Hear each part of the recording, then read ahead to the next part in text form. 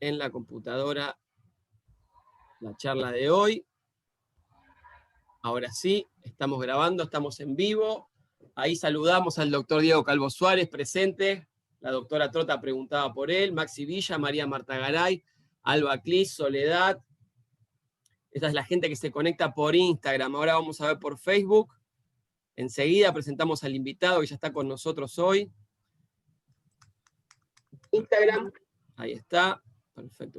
Ya se conectaron enseguida nomás 5 personas. Bien. Silde Vita, Santiago Dillarián, siempre presente, el doctor Dillarián de San Isidro. Silvina Salomón, del Colegio de Abogados de Avellaneda Lanús. El doctor Alejandro Jara, desde Madrid. Qué grande.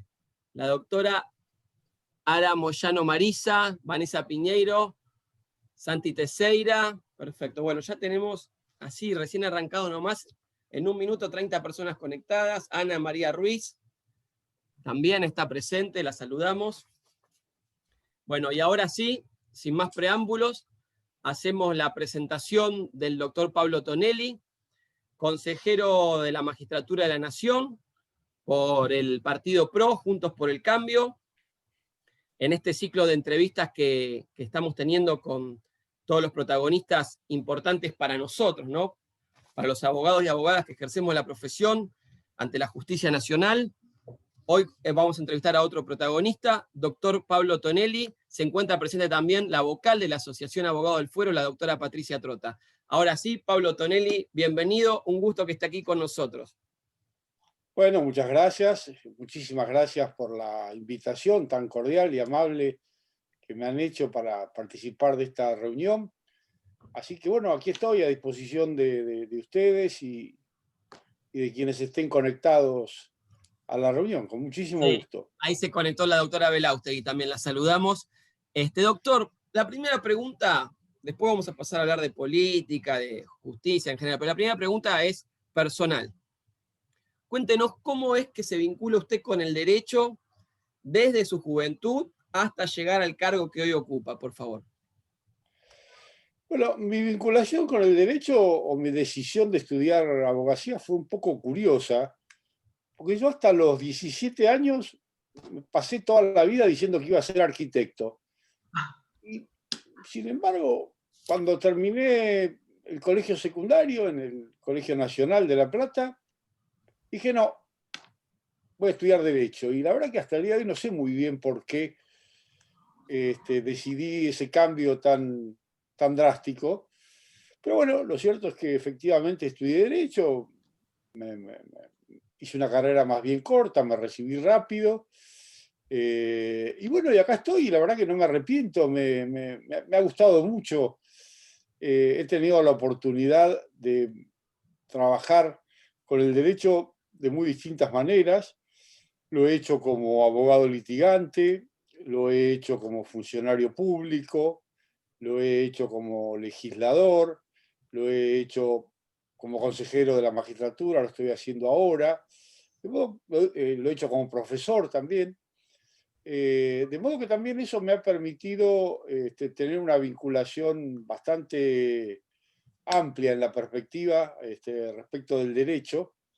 Y lo bueno es que después de tantos años sigo creyendo en el derecho y sigo creyendo en la importancia que el derecho tiene para que vivamos de manera civilizada, de manera ordenada y además para que prosperemos y progresemos, que me parece sumamente importante. Así que puedo decir, después de tantos años de abogado, ya debo andar por unos 43 años de abogado, que estoy muy contento y muy satisfecho de la relación que he tenido con el derecho, al menos hasta ahora. Pablo, ¿de qué materia fue profesor? ¿O es De profesor? derecho, de derecho constitucional. Empecé como ayudante alumno de Jorge Banossi, que además de ser un queridísimo amigo, fue un poco mi maestro en el derecho constitucional. Empecé como ayudante de él y bueno, terminé como profesor adjunto por concurso en la Universidad de La Plata. Yo soy de La Plata.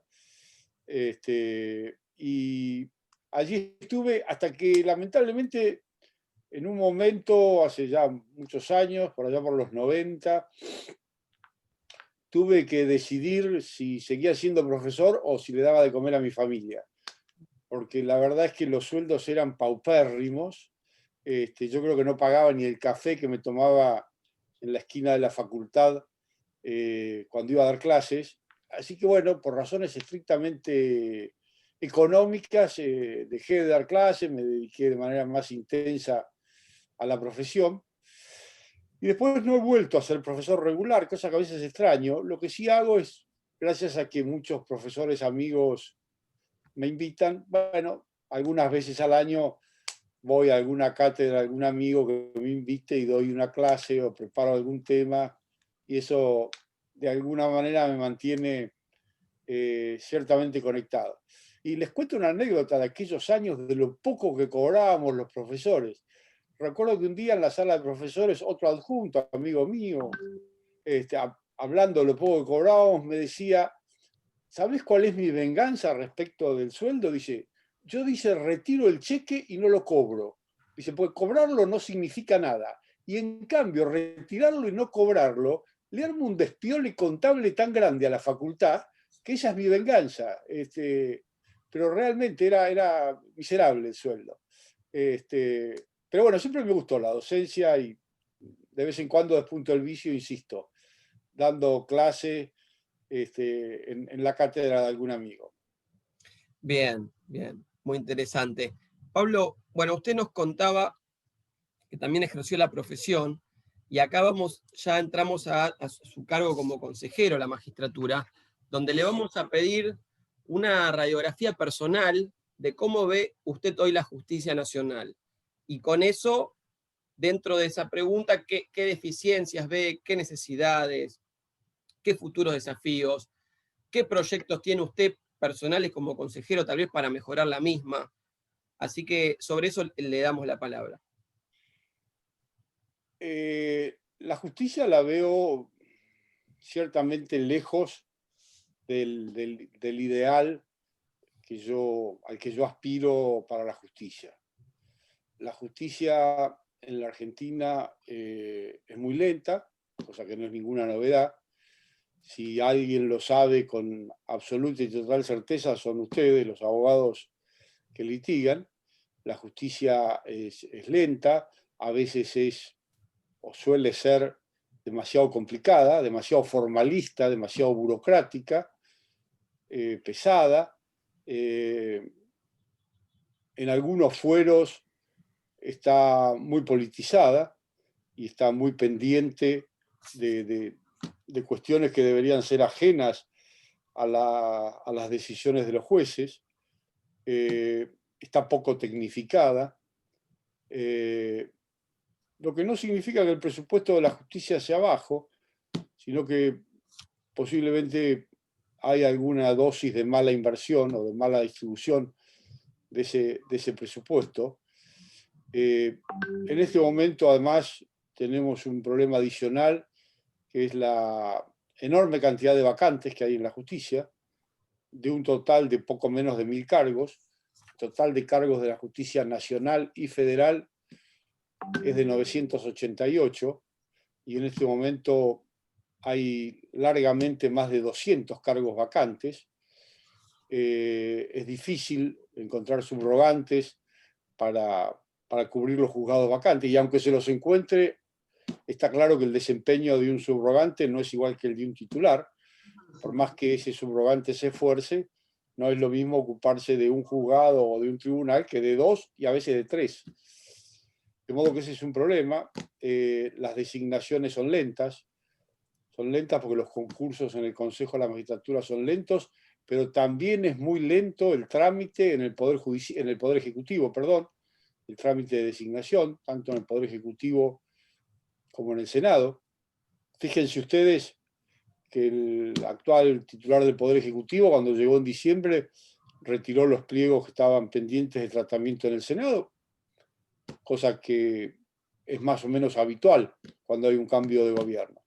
Lo que no es habitual es que los pliegos que estaban pendientes en el Senado eran más de 200, entre magistrados del Poder Judicial y magistrados de la Defensoría y la Procuración General.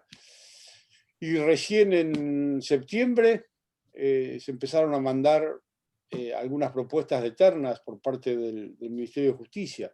Es decir, una demora excesiva e injustificada desde mi punto de vista.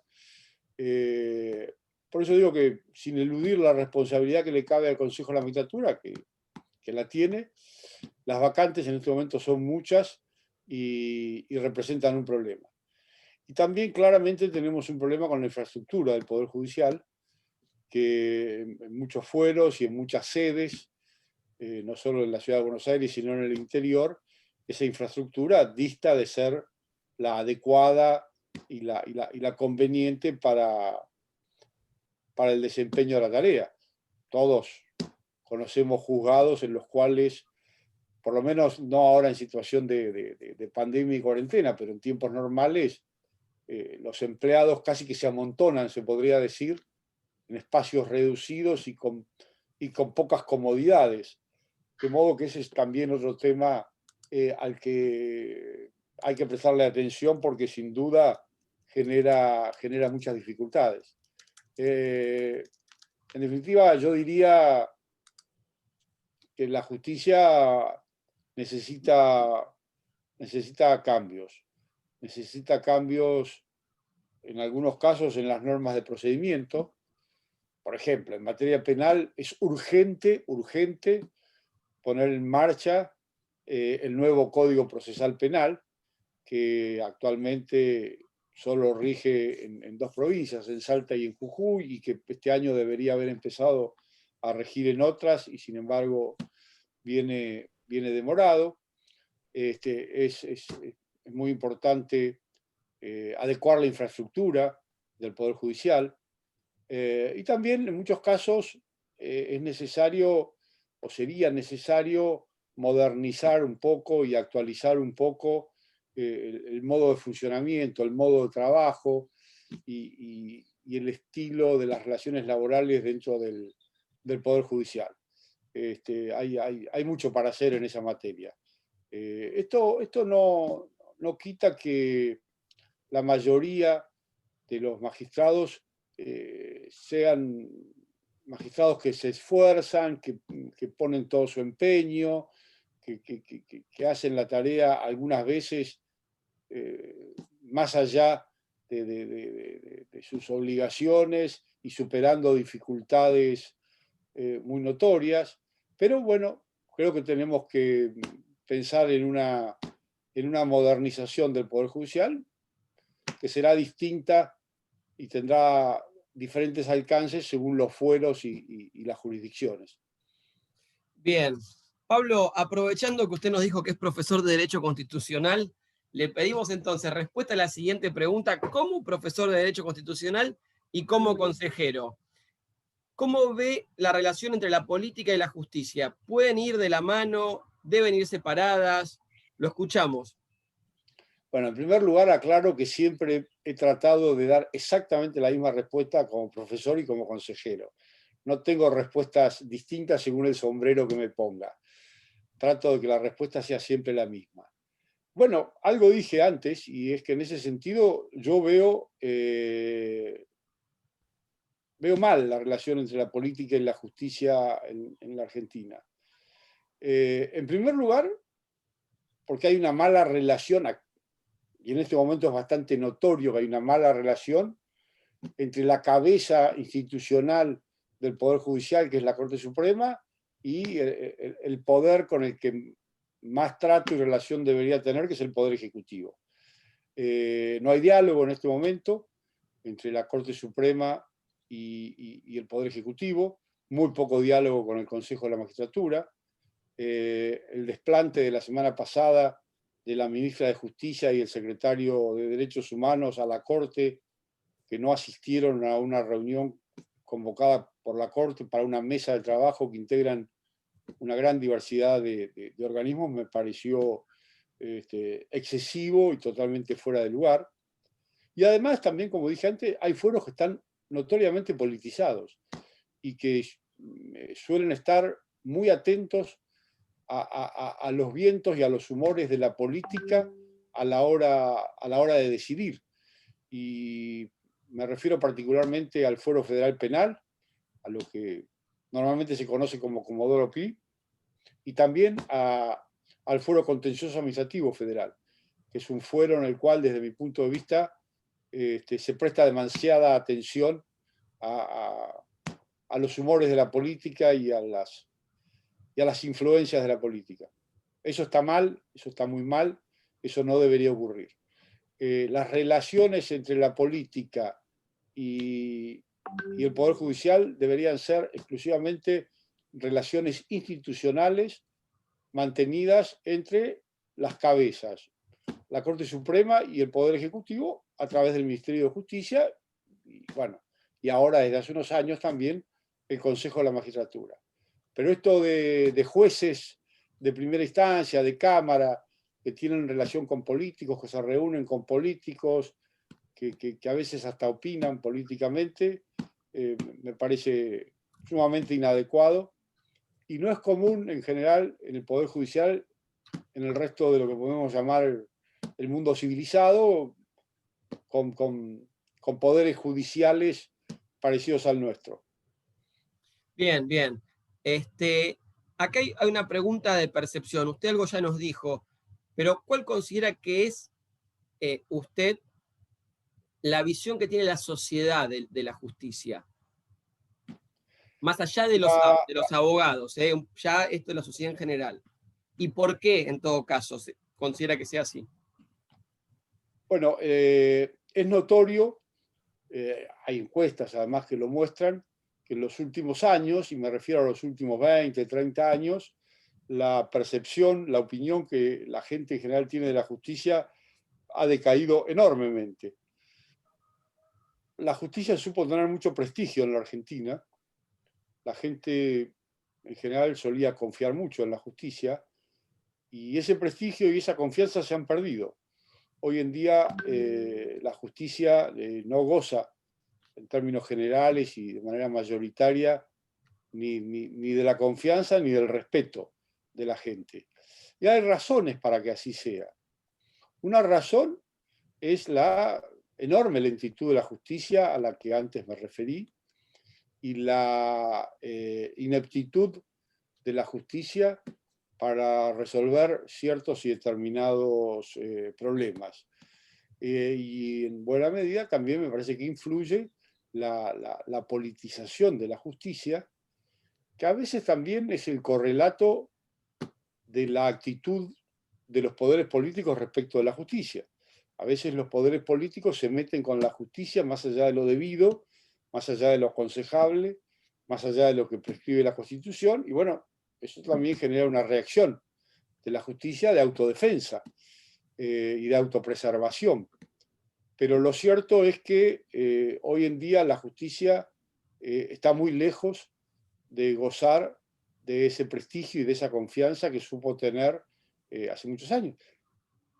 Sin ir más lejos, el año pasado, cuando inauguró el año judicial, el actual presidente de la Corte, el juez Rosenkranz, lo dijo con toda claridad y lo expuso con toda crudeza en su discurso de apertura del año judicial.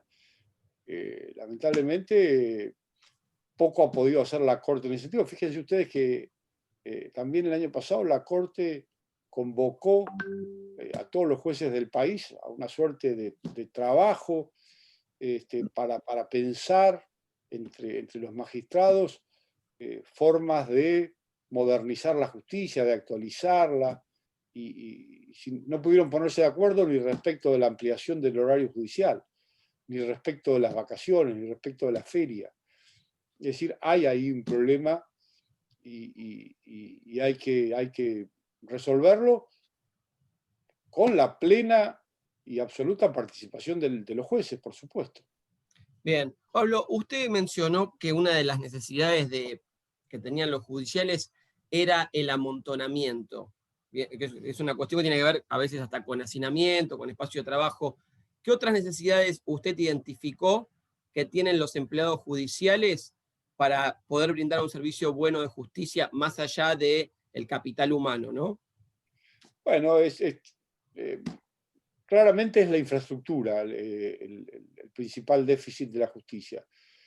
Y cuando digo infraestructura me refiero a espacios físicos inapropiados o inadecuados, como es el caso ese de que en un cuarto haya varios empleados, y también a la insuficiente dotación de recursos materiales, la insuficiente dotación de computadoras, de impresoras, y de ese tipo de elementos que hoy en día son tan necesarios. También tenemos problemas, y esto lo vemos en el Consejo de la Magistratura, con la conectividad, es decir, con el acceso a Internet. No todos los órganos, no todos los organismos judiciales lo tienen en la medida necesaria y suficiente, en algunos casos porque casi no existe, en otros porque es lenta, en otros porque se corta. Y si bien trabajamos mucho desde el Poder Judicial, desde el Consejo de la Magistratura en esa materia, la verdad es que a veces uno siente que el avance tecnológico supera al avance que podemos producir desde el Consejo de la Magistratura en lo que a eso se refiere. Y aquí todo esto se vincula además con el que tal vez desde mi punto de vista hoy en día sea el problema más grave que tiene la justicia y curiosamente el más fácil de resolver, que es el problema presupuestario y el de la administración del Poder Judicial. Y lo explico. Cuando el Consejo de la Magistratura se instala por primera vez, después de su creación en la Constitución, en la reforma constitucional de 1994 y de la sanción de la ley varios años después, de la ley orgánica del Poder Judicial, en ese momento el Consejo era presidido por el presidente de la Corte y ejercía la administración del Poder Judicial.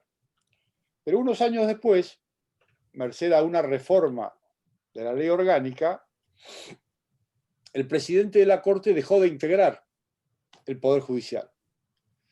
Entonces, ¿qué hizo la Corte? La Corte decidió crear su propia administración separada de la administración del Poder Judicial. Entonces, hoy en día coexisten en el Poder Judicial dos administraciones. La que ejerce el Consejo de la Magistratura para todo el Poder Judicial y la que ejerce la Corte Suprema para sí misma y todos los organismos u oficinas que dependen de la Corte Suprema. Con algún dato adicional, y es que la ley de autarquía judicial de fines de los 90 le asigna al Poder Judicial un 2,5%, un 2,5% de los recursos tributarios y extratributarios del presupuesto. A raíz de la separación de la administración de la Corte de la del Poder Judicial, hubo que hacer una distribución de esos recursos, que se hizo mediante un decreto de necesidad y urgencia que dictó el expresidente Kirchner, Néstor Kirchner. Distribución que consiste en darle al Consejo de la Magistratura el 1,93% de ese 2,5% y a la Corte Suprema el 0,57%. ¿Y esto qué efecto ha tenido? El efecto que ha tenido es que el Consejo de la Magistratura es pobre, dedica el 98,5% de su presupuesto a pagar sueldos. Es más, normalmente requiere durante el año refuerzos presupuestarios de parte del Poder Ejecutivo porque el presupuesto asignado no le alcanza. Y como ustedes se darán cuenta, cuando el Consejo gasta el 98 o 98 y pico % de su presupuesto en sueldos, poco o nada le queda para infraestructura. Mientras tanto, la Corte es altamente superavitaria. La Corte tiene fondos disponibles, invertidos a plazo fijo, o cosas por el estilo, que están en el orden de los 50.000 millones de pesos. Con un agravante, y es que hace un tiempo eso eran 1.000 millones de dólares, y ahora deben ser 200 millones de dólares. Bueno, este es un tema que hay que resolver. Hace un tiempo, hace unos 2 años... ¿Cómo se puede resolver, Pablo, esto? ¿Cambiando la porcentualidad? Cambiando la porcentualidad y además volviendo a unificar la administración del Poder Judicial. Es un disparate que el Consejo de la Magistratura tenga una administración y la Corte otra, cuando claramente la Constitución dice en el artículo 114 que quien administra el Poder Judicial es el Consejo de la Magistratura. Yo vería razonable que la Corte disponga de ciertos fondos presupuestarios para sus gastos normales de funcionamiento. Pero me parece un disparate que la Corte tenga 50.000 millones de pesos puestos a plazo fijo y nosotros en el Consejo no tengamos plata para arreglar los techos de tribunales que se llueven. Esto no tiene ningún sentido. Pero además les decía, déjenme dar este ejemplo. Hace muy poquito, hará 2 años, el que en aquel entonces era el administrador del Poder Judicial, hizo un estudio muy serio y muy detallado de los problemas de infraestructura del Poder Judicial. Y el resultado al que llegó fue que para comprar los edificios que el Poder Judicial necesita y dejar de alquilar, para construir lo que haya que construir y arreglar lo que haya que arreglar, hacían falta unas pocas decenas de millones de dólares. Por supuesto, en el Consejo no teníamos un peso partido al medio para hacerlo. Y sin embargo, la Corte tenía en ese momento fondos que han ido creciendo, pero que en aquel momento representaban más de 1.000 millones de dólares. Y bueno, y la Corte siguió teniendo esos fondos y nosotros seguimos sin tener un peso en el Consejo de la Magistratura. Esto no tiene ningún sentido. Esto hay que modificarlo. Pato. Yo hace rato que vengo propiciando la sanción de una ley que distribuya de otra manera esos fondos de la ley de autarquía judicial y además que unifique la administración del Poder Judicial.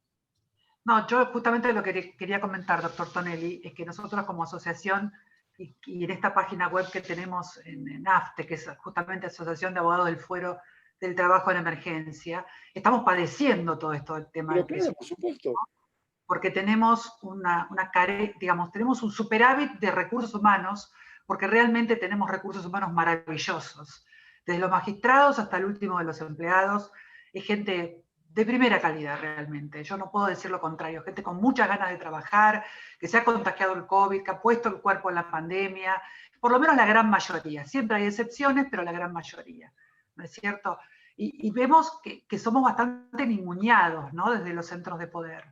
Estamos como poco vistos, como poco observados. Nosotros necesitamos más juzgados, necesitamos más recursos, necesitamos más empleados, porque cada juzgado está colapsado, doctor. Es imposible que la justicia funcione, por más buena voluntad que tenga un juez, si tiene 4.000 expedientes a sentencia y se está subrogando en otro juzgado que tiene otros 4.000 expedientes. Realmente es imposible. Y nosotros como abogados lo sabemos. A mí me gustaría que usted sea nuestro embajador en el Consejo de la Magistratura. Nos gustaría muchísimo que usted pueda hablar fuera del trabajo. No tengan dudas de que yo hablo y de que, no digo con el mismo detalle que a lo mejor conocen ustedes, que recorren el fuero todos los días, pero en el Consejo estamos al tanto de las dificultades. Pero les insisto, no tenemos plata. ¿Qué podemos hacer nosotros para arreglar los ascensores, por ejemplo? Que es un tema que en el Poder Judicial tiene una historia antiquísima. ¿Qué podemos hacer para arreglar los ascensores? Para resolver los problemas de infraestructura si no tenemos plata. Insisto, el Consejo gasta prácticamente la totalidad de su presupuesto en pagar sueldos y ni siquiera nos alcanza. Todos los años necesitamos que el Tesoro nos auxilie porque se nos acaban los recursos. Y mientras tanto, hay fondos disponibles en la Corte Suprema. Además, fíjense ustedes qué paradoja esto de que hace 3 años la Corte tenía 1.000 millones de dólares y ahora no sé si llega a 200. Y nada más que por efecto de la devaluación, de la depreciación y de no gastar ese dinero. ¿Qué sentido tiene? El presupuesto es para gastarlo. A mí me más parece cuando sobra, ¿no? ¿Cómo? Más cuando sobra. Claro, la Corte le llama a esos fondos fondos anticíclicos. Es decir, fondos previstos para cubrir necesidades que puedan presentarse en el futuro. A mí me parece perfecto que la Corte, que el Poder Judicial tenga un fondo anticíclico, de modo que el día que falte la plata, allí esté disponible para cubrir ese faltante. Pero no 1.000 millones de dólares. Además, les cuento otra cosa. La Corte alguna vez ha auxiliado al Consejo de la Magistratura, prestándole dinero para pagar sueldos, y después nos vuelve locos pidiendo que se lo devolvamos, y con intereses, y con la mar en coche, y nos amenaza con iniciarnos juicios para recuperar ese dinero. Es una locura conceptual, no tiene ningún sentido. Es como que el Ministerio de Defensa le preste al Ministerio de Desarrollo Social y después el otro le haga juicio para que se lo devuelva. No tiene sentido eso. Es decir, el presupuesto del Poder Judicial debería ser uno solo, debería estar unificado, la administración del Poder Judicial debería ser una sola y debería haber una conducción única. Que la Corte participe, que el presidente de la Corte opine, me parece perfecto, pero tiene que haber una sola administración. No tiene sentido esto de tener la plata ahí muriéndose de risa o haciéndole ganar plata a los banqueros, mientras el Poder Judicial tiene las carencias que tiene. Yo creo que hoy por hoy este es el problema más grave que tiene el Poder Judicial. A partir de resolver el problema presupuestario y de administración del Poder Judicial, yo creo que podríamos avanzar hacia una reforma mucho más ambiciosa y mucho más exitosa en el funcionamiento del Poder Judicial. Pablo, esto está buenísimo porque usted sabe que hemos entrevistado al presidente del Consejo, al doctor Lugones, también a la doctora Siley, y son de diversas expresiones políticas, pero lo que encontramos en esto es que hay consenso entre los tres. ¿Qué es lo que faltaría para que esta ley se trate? Decisión política. ¿Está el proyecto presentado? ¿No está? Yo tengo un proyecto de ley, yo personalmente tengo presentado un proyecto de ley. No sé si hay otro que haya presentado otro diputado, pero en mi caso el proyecto está presentado. Me cansé de insistirle al anterior presidente, a Mauricio Macri, que resolviéramos el tema. Y bueno, siempre está la cosa, ¿no? ¿Y qué va a decir la Corte? ¿Se va a enojar? ¿Y por qué? Y no, veamos. Bueno, así estamos. Y estoy seguro que en el Poder Judicial, también en el actual Poder Ejecutivo, debe haber alguien que piense igual que yo. Pero además es muy difícil resolver el tema en una situación como la actual, en la que claramente no hay el más mínimo diálogo entre el Poder Judicial representado por la Corte y el Poder Ejecutivo. Más vale lo contrario, uno ahí en la Plaza Lavalle ve pasar los misiles que se tiran de un lado al otro. Esto hace más difícil resolver el tema. Porque una forma civilizada de resolver el tema sería sentarse a una mesa y decir, che, esto no puede ser, que a ustedes les sobre la plata y a los que están allá enfrente les falte. A ver, busquemos un modo civilizado de arreglar. ¿Cuánto necesitan ustedes para que la Corte funcione al repelo y tenga todas las computadoras que quiera tener y el resto vaya al Consejo de la Magistratura? Pero bueno, esto hay que hacerlo, hay que decidirlo. Esto lo debería impulsar el Ministerio de Justicia. Tenemos problemas presupuestarios, pero también de nombramientos, doctor Tonelli, porque nos están faltando muchísimos jueces de primera instancia, camaristas, hay salas que no están integradas, que hay un solo juez. Tengo aquí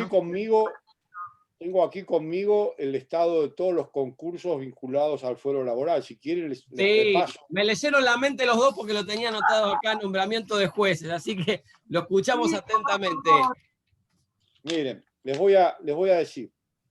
En la Cámara tenemos un concurso, el 416, para cubrir 5 cargos en total. Sí. Ya están las ternas aprobadas por la Comisión de Selección, se han realizado las entrevistas, así que solo falta que las apruebe el plenario, cosa que estimo va a ocurrir a la ¿Tienen brevedad. fecha? Este mes. Bueno, el próximo plenario va a ser la semana próxima. Ahora esta semana tenemos comisión de labor, mañana. El próximo plenario va a ser la otra semana, a lo mejor se aprueba. Bien, bien. Buena noticia. Después tenemos concurso 438 para los juzgados 32 y 36 de la capital. Ahí lamentablemente hubo que postergar la prueba de oposición por la pandemia. Tenía fecha y todo, pero hubo que postergarla. Después tenemos varios concursos que están terminados con las ternas remitidas al Poder Ejecutivo, como el 330 para el juzgado 6, el 330 para el juzgado 8, para el juzgado 18, para el juzgado 22, para el 41, para el 37, para el 78, para el 12, para el 21, para el 24, para el 44, para el 50 y 59. Esos son todos concursos terminados y que con las ternas ya están en el Poder Ejecutivo y en algunos casos el Poder Ejecutivo ha remitido al Senado. Las últimas ternas que elevamos fueron las del concurso 403, que las aprobamos el 23 de mayo de este año, y son para el juzgado 1, el 3, el 10, el 29, el 62, el 67, el 70 y el 71, que Bien, es el concurso 403. Ese es el estado de todos los concursos y trámites referidos a vacantes del fuero laboral, que demuestra, como ustedes dijeron con toda certeza y veracidad, que hay muchas vacantes en el fuero del trabajo, lo cual, sin la menor duda, crea muchas dificultades de funcionamiento. bien, bien, buenísimo. Doctor, otro tema que mencionó el pasar y sobre el cual le pedimos opinión es la reforma judicial, que ahora parece que está un poco frenada, pero hará 2 meses era como uno de los temas de conversación del día. Bueno, yo personalmente tengo una mala opinión de la reforma judicial, por lo menos del proyecto que mandó el Poder Ejecutivo, y mucho más de lo que se aprobó en el Senado, que poco tiene que ver en algunos aspectos con lo que había mandado el Poder Ejecutivo.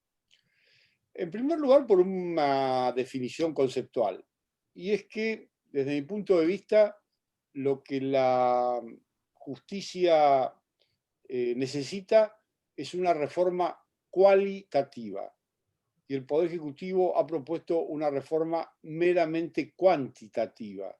Es decir, la reforma que la justicia necesita no es crear juzgados por todos lados y secretarías y cámaras de apelaciones, sino que lo que necesita es modificaciones sustanciales, por ejemplo, en materia de procedimientos.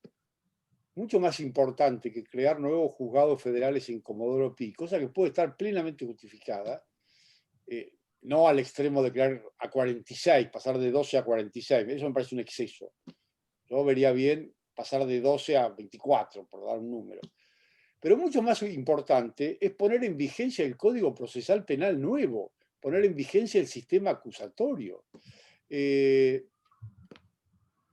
esta reforma, por darles un ejemplo, se crean infinidad de cargos y de organismos judiciales y no hubo ni la más mínima consulta al Consejo de la Magistratura. Nosotros tenemos una dependencia de mapa judicial que estudia perfectamente y con todo detalle, y no de ahora, sino desde que existe el Consejo, la carga de trabajo de cada uno de los fueros y de los tribunales del país. Sabemos perfectamente, tenemos datos a la mano de qué juzgados están sobrecargados, qué juzgados no están sobrecargados, porque aunque ustedes no lo crean, hay algunos juzgados o tribunales en el país que están lejísimos de estar sobrecargados. No les voy a decir que los jueces en esos juzgados se rascan, no tienen nada que hacer, pero sin la menor duda podrían absorber más trabajo. Bueno, el Consejo no fue consultado. Se ha propuesto la creación de una cantidad enorme de juzgados, incluidas cámaras de apelaciones. Cámaras de apelaciones que van a ser en el interior cámaras de apelaciones de un solo juzgado, o de 2 juzgados, sin ton ni son. Eso no tiene ningún sentido. Cosas que van en contra de la ley, como por ejemplo la pretensión de en un primer momento cubrir esos nuevos juzgados federales de Comodoro Pi con jueces subrogantes. Eso está prohibido, la ley de subrogancias lo prohíbe.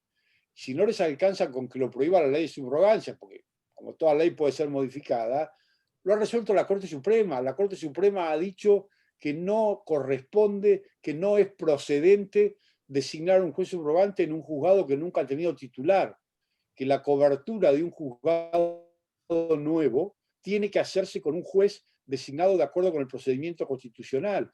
Es decir, concurso, examen en el Consejo de la Magistratura, terna aprobada, remitida al Poder Ejecutivo, acuerdo del Senado y decreto del Poder Ejecutivo. Es decir, está llena de defectos la reforma judicial, implica un gasto enorme que nadie sabe de dónde va a salir, con todas las dificultades que tenemos en el Poder Judicial en materia presupuestaria y que ya las expliqué o a las que ya me referí.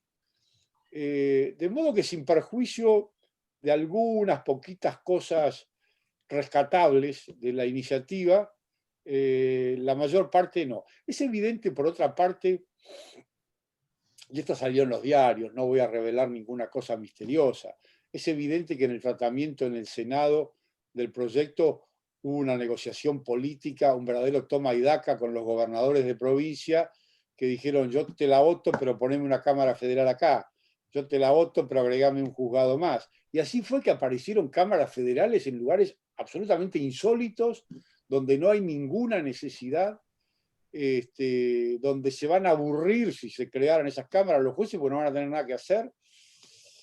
De modo que personalmente creo que lo mejor es que esa reforma nunca prospere y que trabajemos en serio, de verdad, y con estadísticas en la mano, cosa que no se hizo en este caso.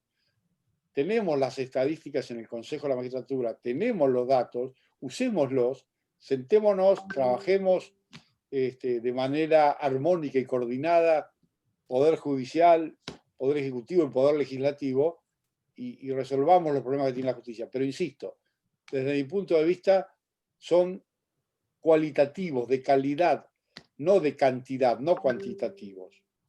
Bien, bien. No Pato, recuerdo, ¿querías decir algo? yo no recuerdo mal, la ley de subrogancias es suya, doctor. Bueno, metí la cuchara, digamos. Sí, yo me acuerdo bien de eso. Y hablando de su larga trayectoria como diputado, ¿cuál destacaría como la ley que más impronta le dejó a los argentinos de su autoría? ¿Cuál es su preferida? Lamentablemente, si yo tuviera que elegir una ley que hubiera provocado un cambio verdaderamente importante en la sociedad argentina, elegiría una sin la menor duda y sin pensarlo mucho, que no prosperó, que fue la reforma electoral que hicimos en la Cámara de Diputados, donde logramos ponernos de acuerdo y aprobar una muy buena ley que no solo establecía la boleta electrónica para votar, sino que cambiaba muchos aspectos vinculados a la elección que desde mi punto de vista hubieran tenido una importancia enorme. Lamentablemente quedó frenada en el Senado, nunca fue tratada allí, hubo una oposición muy férrea del peronismo, del kirchnerismo, y esa reforma quedó en el camino. Yo creo que esa, si tengo que elegir una, elegiría esa como una ley que hubiera sido muy, muy beneficiosa en términos políticos para la Argentina. Pero bueno, a lo mejor en el futuro podemos... Ahora es curioso porque con el tema de la pandemia, la cuarentena, la Cámara Electoral, la Cámara Nacional Electoral ha advertido ya de manera reiterada que es necesario pensar para el año próximo y para las elecciones del año próximo algunas modificaciones que solucionen problemas prácticos vinculados al modo que los argentinos tenemos de votar, que claramente es antiquísimo y muy pasado de moda. Bueno, a lo mejor se presenta una nueva oportunidad para que volvamos a discutir algunas de aquellas cosas. Hay que lograr consensos, doctor. Yo creo que eso es lo Sin más importante. duda, Hay que lograr consensos. pero fíjense Fíjese que fíjense qué difícil que es el tema de los consensos. Nosotros en la Cámara de Diputados, en mayo, no me acuerdo si fue fines de abril, principios de mayo, aprobamos un protocolo, un reglamento para sesionar de manera remota, cosa que no está prevista en el reglamento de la Cámara. La Cámara prevé que para sesionar los diputados nos tenemos que juntar todos en algún lugar, típicamente en el recinto. Bueno, aprobamos un protocolo para poder sesionar de manera remota y seguir funcionando pese a la cuarentena. Bueno, ese protocolo estaba previsto que rigiera durante un mes y que se renovara en la medida que hubiera consenso de los bloques que integran la Cámara. Bueno, se produjo el consenso y hubo una segunda prórroga. Cuando llegó el momento, una primera prórroga, cuando llegó el momento de una segunda prórroga, no hubo consenso. Consenso quiere decir unanimidad de todos los que integran el grupo, eso quiere decir consenso. O, dicho de otra manera, falta de disenso, que no haya nadie que esté en desacuerdo. Sin embargo, cuando llegó el momento de disponer una segunda prórroga, nuestro bloque, el de Juntos para el Cambio, no estuvo de acuerdo porque pedía algunos mínimos cambios en el protocolo o algunas mínimas seguridades de parte de las autoridades de la Cámara, y sin embargo, el oficialismo en la Cámara dispuso prorrogar ese protocolo, no ya con consenso, sino con mayoría, que no es lo mismo, y eso generó aquella tan peculiar o singular sesión del 1 de septiembre, en la cual quienes estábamos presentes en el recinto estábamos ausentes para el presidente de la Cámara, y quienes estaban ausentes estaban presentes para el presidente de la Cámara. Bueno, ojalá pudiéramos, esto lo digo como un ejemplo de lo difícil que es a veces encontrar y poner en práctica los consensos, pero por supuesto que el mejor modo, prácticamente yo creo, diría que el único modo de progresar, de prosperar y de que el país avance es generando y encontrando consensos. La verdad que es difícil en Argentina. Pablo, usted habló recién de cualitativo y cuantitativo y aprovecho esa frase para preguntarle sobre la cantidad de miembros de la Corte, si le parece el adecuado, si le parece que hay que cambiarlo, su opinión. Lo más importante respecto de la cantidad de integrantes de la Corte es no andar cambiándolo a cada rato. Esto sin la menor duda. Cada cambio en el número de integrantes de la Corte genera un trastorno fenomenal en la distribución del trabajo interno, de las oficinas, de las rutinas de trabajo, de los procedimientos. El trastorno es fenomenal. A mí me parece que el número ideal está entre 5 y 7.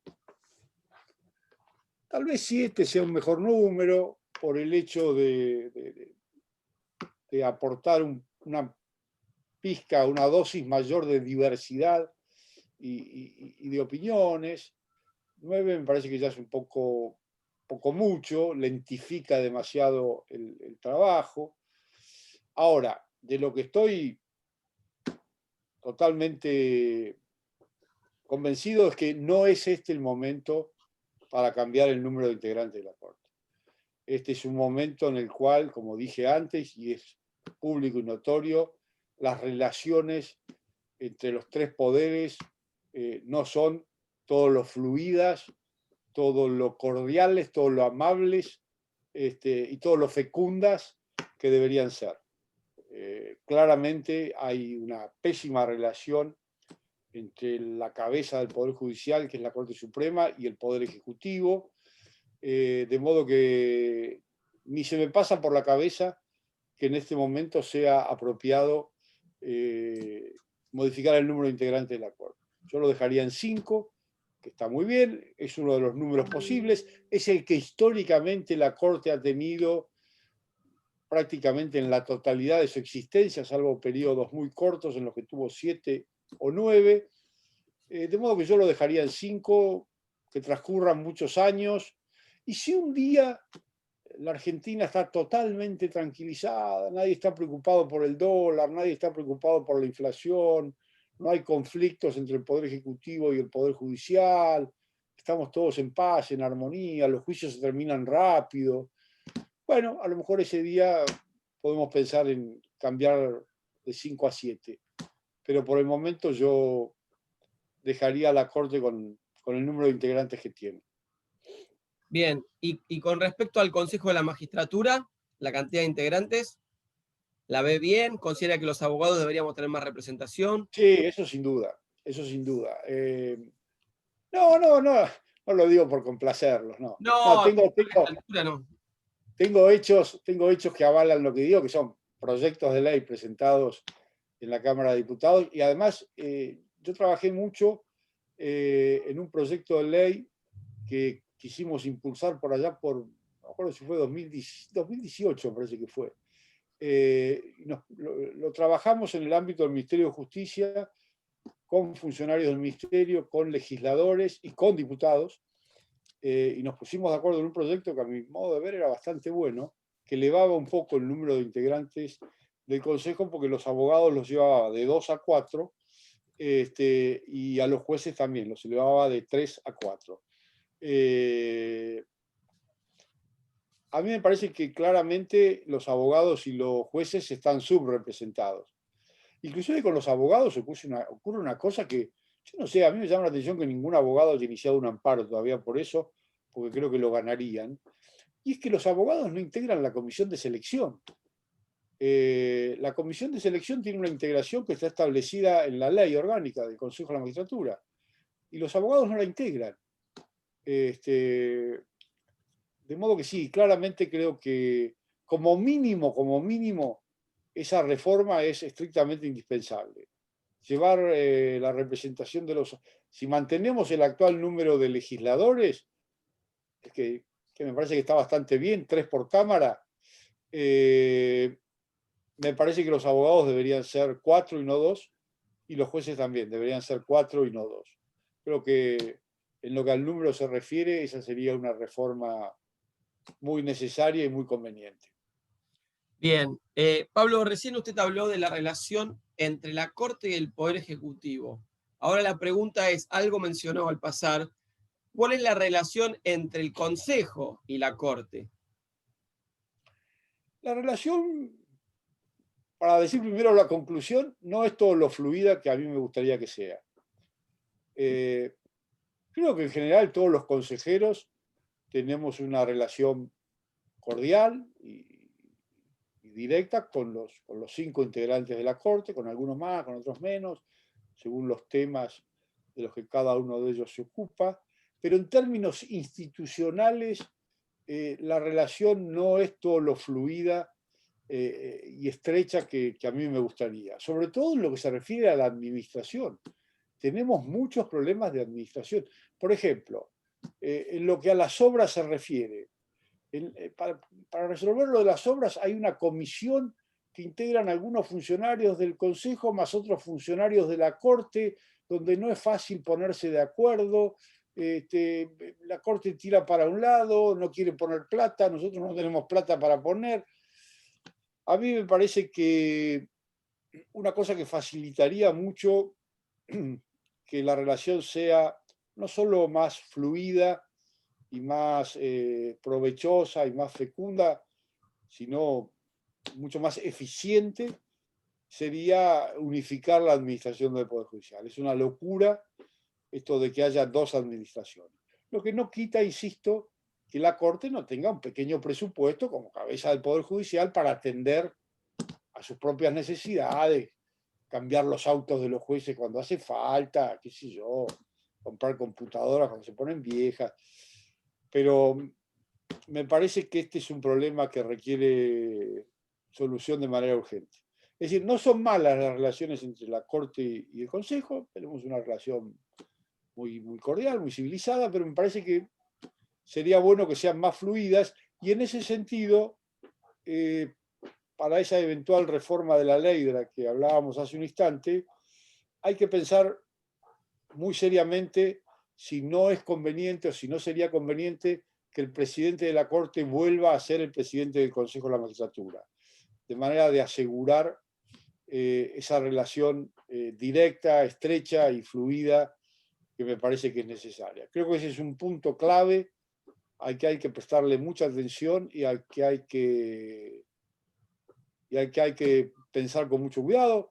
Yo, el tiempo que llevo integrando el Consejo de la Magistratura, ya va para 6 años, siempre el presidente ha sido alguien ajeno a la Corte, pero habría que hablar con quienes fueron consejeros en los tiempos en los que el presidente del Consejo era el presidente de la Corte y tomar aquella experiencia, porque insisto, yo no estoy seguro de que sea la solución, pero puede ser un principio para resolver estos problemas de administración a los que yo me he referido reiteradamente en esta charla. Bien, Pablo, en la previa, bueno, vamos a contar a la gente que siempre el invitado se conecta 5 o 10 minutos antes, y en la previa usted habló, no habló específicamente de esto, pero sí habló que para usted era importante que los representantes se conecten y den entrevistas para que la gente esté informada. Entonces le pregunto, en base a eso que usted dijo que tanto a mí como a la doctora Trota que está acá presente nos pareció muy importante, ¿cuáles cree que son los valores fundamentales que deben primar en una sociedad para que ésta prospere? Usted ya dijo algo, pero quiero redondearlo en una respuesta. Si yo tengo que elegir uno... No, lo que le parezca. El principal, el más importante, el decisivo, el fundamental, es el respeto a la ley. empezando por la Constitución, por supuesto. A partir de ahí todo lo demás es fácil. Cuando la ley se respeta, cuando todos sabemos lo que podemos hacer y lo que no podemos hacer, lo que puede o no puede hacer el vecino, el del frente, el jefe, el empleado, las cosas se solucionan.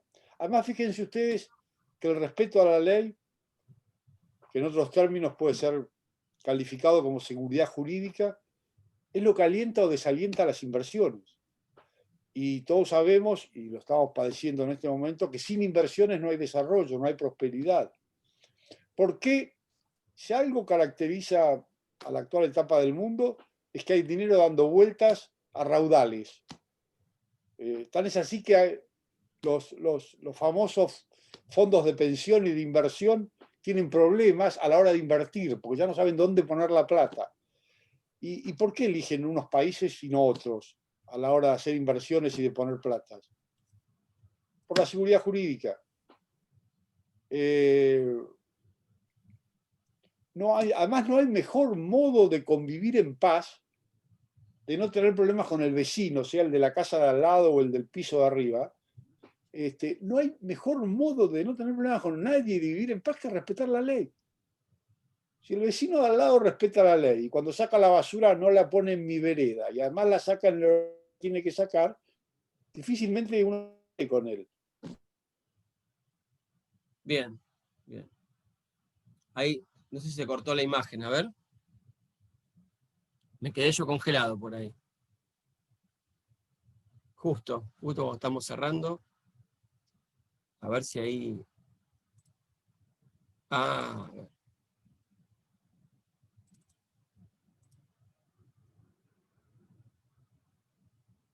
La ley, bueno, seguramente los conflictos laborales se reducirían a una mínima expresión y no tendríamos la enorme cantidad de juicios que...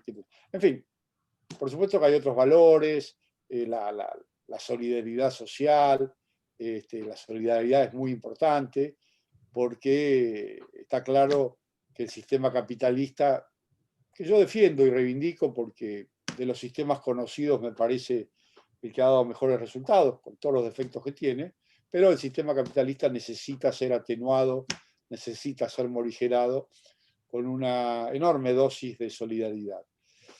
Pero yo insisto, me parece que el valor fundamental es respetar las normas, respetar la ley. Que los chicos respeten las normas en la escuela, que los grandes respetemos las normas en nuestro trabajo, en nuestra vida.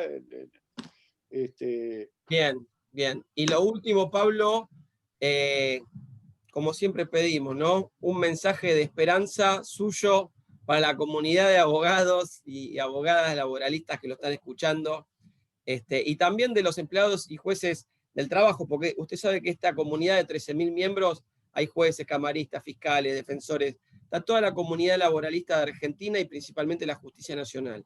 Así que lo escuchamos con el mensaje. El mensaje es muy sencillo. Yo diría que no es ningún secreto que los argentinos disponemos de mucho talento en términos generales, en términos de sociedad. Somos gente en general preparada, trabajadora, ingeniosa. Ahora, necesitamos ponernos de acuerdo. Yo vuelvo con el ejemplo que di varias veces. Si nosotros lográramos ponernos de acuerdo con la Corte Suprema para usar esos 50.000 millones de pesos que tiene la Corte, y en el fuero laboral no tendrían problemas de infraestructura. Andarían los ascensores, cada juzgado tendría el espacio que tiene que tener, las computadoras que tiene que tener. Y doy ese ejemplo como puedo dar miles. Yo lo que diría es, en definitiva, y en términos muy sintéticos, el talento lo tenemos. Lo que nos falta es escuchar al otro y buscar esos consensos que también mencionaba Patricia, y buscar esos consensos, ponernos de acuerdo y ir todos para el mismo lado. Resolveríamos la inmensa mayoría de los problemas del país si encontráramos el modo de ponernos de acuerdo, de encontrar consensos y de empujar todos para el mismo lado. Es así. Excelente, doctor, excelente. Justo en este momento, ahí cortó la hora de Instagram, pero nosotros seguimos en vivo. Así que ya estoy poniéndolo para publicar. No tenemos, Patricia, ¿alguna pregunta más para el doctor? Yo básicamente quería agradecerle muchísimo su buena predisposición, doctor Tonelli. Realmente estamos muy agradecidos y no tengo ninguna duda que después de esta conversación, donde va a ser escuchado por miles de abogados, que después se va a replicar en YouTube, Instagram y Facebook, usted va a ser nuestro embajador en el Consejo de la Magistratura y va a luchar por nuestros intereses.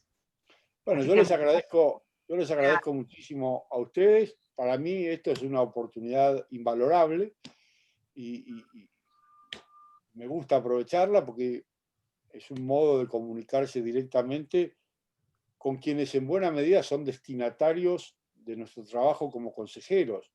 Es decir, no es que en el Consejo trabajemos para los abogados, pero está claro que los abogados son destinatarios directos y preferenciales de nuestra tarea. Así que me complace enormemente tener esta oportunidad de dialogar con los abogados, de contarles cosas, de transmitirles, aunque sea en parte y mínimamente, mi visión acerca del rol del Consejo, del funcionamiento del Poder Judicial.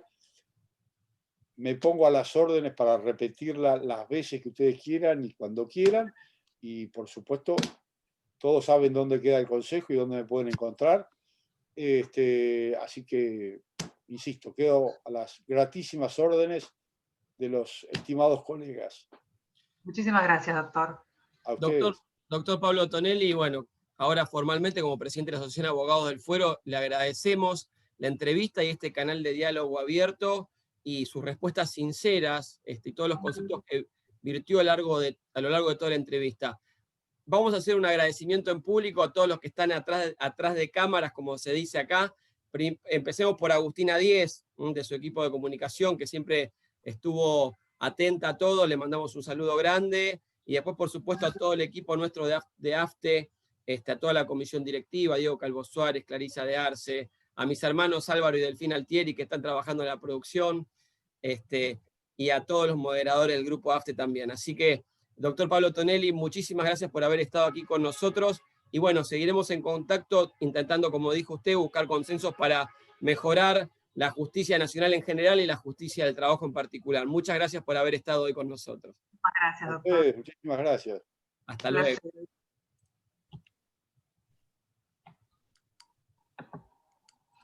Ahí está, bárbaro. Bueno, ahí se retiraron el doctor Tonelli y la doctora Patricia Trota, vocal de la asociación. La verdad, una gran entrevista, volcó muchos conceptos importantes. Siempre está bueno tener la palabra grabada, ¿no?, de un representante del Consejo de la Magistratura de la Nación, y fue muy específico con los concursos de jueces, muy específico, y ojalá tengamos pronto buenas noticias, porque no hay mejor noticia para un abogado laboralista y para un trabajador que un juez tenga su juez titular. ¿Bien? Algunas cuestiones que vale mencionar antes de hacer el cierre de la transmisión. Estamos teniendo dos problemas bien actuales. Uno es el cupo de expedientes que se elevan a la Cámara y que se bajan. Así que estamos ya por mandar un petitorio a la presidencia de la Cámara y a Secretaría General, por supuesto, para que se amplíe este cupo, porque está demorando mucho, y eso demora los cobros también. Cuando el expediente ya tiene sentencia definitiva, ya consintió el plazo de recurso extraordinario, hay que mandarlo rápido a primera instancia. No se puede demorar eso un mes, 2 meses, lo mismo hacia arriba, ¿no? Cuando estamos por ahí con un acuerdo homologado, que se tarde, eso tiene que ser así, inmediato, porque la inflación vuela por el aire, el dólar también, y si se consensúa, si se acuerda algo, hay que darle una solución rápida. Algunas salas son, por supuesto, más rápidas que otras. El agradecimiento del equipo ya lo hicimos, y hacemos, bueno, Ana Babonde, gracias por la entrevista. Está el doctor Facundo Castro, también de la comisión directiva, tuvimos mucha gente presente.